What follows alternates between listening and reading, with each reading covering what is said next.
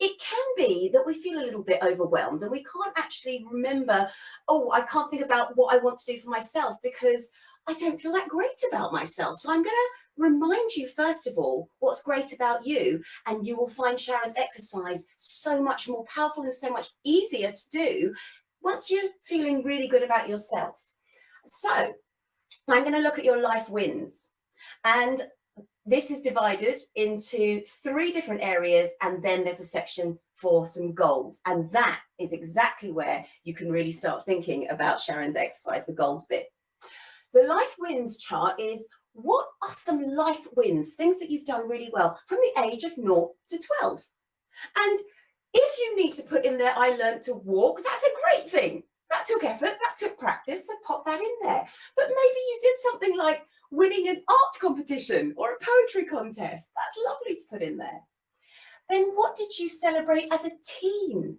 What successes did you have then? Is that when you learned to ride a bike? Is that when you learned a new skill? So think about those. And life wins can also include, I met my best friend as a teenager. Those things too. And then, of course, think a little bit more recently.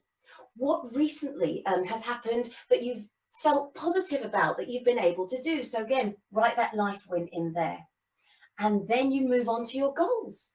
What other ways are you going to keep seeking and keep aiming for those successes? And whilst you are doing that, always remember, exactly as Sharon says, to keep topping up your energy tank using whatever preference, whether it's for soothing, whether it's for energizing, but to keep yourself going and keep yourself achieving. Now, with that, I'm also going to set you a challenge. And this is what I'd like you to do. When you're thinking about yourself, and this is also going to motivate you, I want you to ask somebody.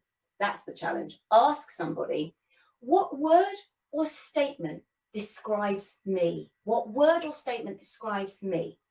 Your second question, what am I good at? This is asking somebody else, what am I good at? Because they may say something that you hadn't realized. And this is a fun one, this last question. What person do I remind you of? Who do I remind you of? And this might be a fictional character, it might be somebody that has inspired you, it might be a friend, but why? What are those qualities?